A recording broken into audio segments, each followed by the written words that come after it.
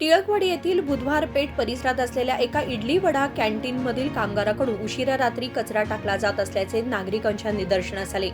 नागरिकांनी याची माहिती तात्काळ स्थानिक नगरसेवक नितीन जाधव यांना दिली। माहिती मिळताच नगरसेवक नितीन जाधव यांनी आरोग्य निरीक्षकांसह संबंधित कॅन्टीनला भेट दिली। यावेळी हॉटेल मालकांशी चर्चा करून महापालिकेच्या घनकचरा व्यवस्थापन नियमांचे उल्लंघन केल्याबद्दल त्याच्यावर 2000 रुपयांचा दंड ठोठावण्यात आला।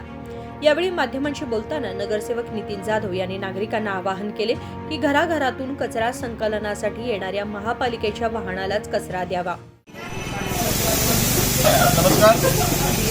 आज आपल्या वार्ड क्रमांक 19 मध्ये जो बुधवार पेठ येते त्या बुधवार पेठमध्ये जे हॉटेल इडली कॉर्नर या हॉटेल मालकाने काल रात्री 12 वाजता जे आपल्या बुधवार पेठमध्ये जो डस्टबिनच्या बाहेर कचरा टाकला त्याच्यासाठी नागरिकांनी आपल्याला एक व्हिडिओ फुटेज त्या ठिकाणी पाठवलं आणि याच्यावरती कारवाई करा। आज सकाळी आपले महानगरपालिकेचे SI मोहिते सर आणि सुपरवायझर गजू आणि आपण या ठिकाणी स्वतः येऊन या ठिकाणी या हॉटेल मालकाला 2000 रुपयाचा फाईन या ठिकाणी लावलेला आहे।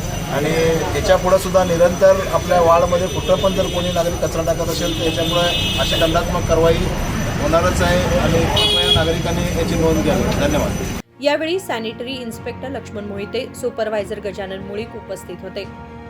विनोद कोलकार, KMM मराठी, बेळगाव।